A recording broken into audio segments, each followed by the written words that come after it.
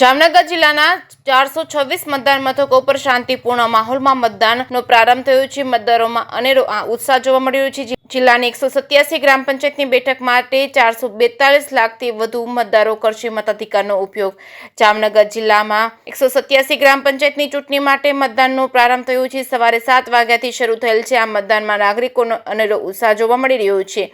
જિલ્લાના ધ્રોલ, કાલાવડ, જામજોધપુર, જામનગર, લાલપુર, જોડિયા તાલુકાની સામાન્ય વિભાજન તેમજ મધ્ય સત્ર અને પેટા ચૂંટણી માટે કુલ 4,42,557 મતદારો પોતાના મતાધિકારનો ઉપયોગ કરશે, જેમાં 2,26,386 અને પુરુષ મતદારો 2,16,167 સ્ત્રી મતદારોનો સમાવેશ થાય છે. અને જિલ્લા કલેક્ટર કેતન ઠક્કરના માર્ગદર્શન હેઠળ જિલ્લા ચૂંટણી તંત્ર દ્વારા મતદાન પ્રક્રિયાને શાંતિપૂર્ણ અને સુચારુરૂપે સંપન્ન કરવા માટે વ્યાપક વ્યવસ્થા ગોઠવવામાં આવી છે. કુલ 426 મતદાન મથકો નક્કી કરવામાં આવ્યા છે, જે પૈકી 101 મતદાન મથકોને સંવેદનશીલ જાહેર કરવામાં આવ્યા છે.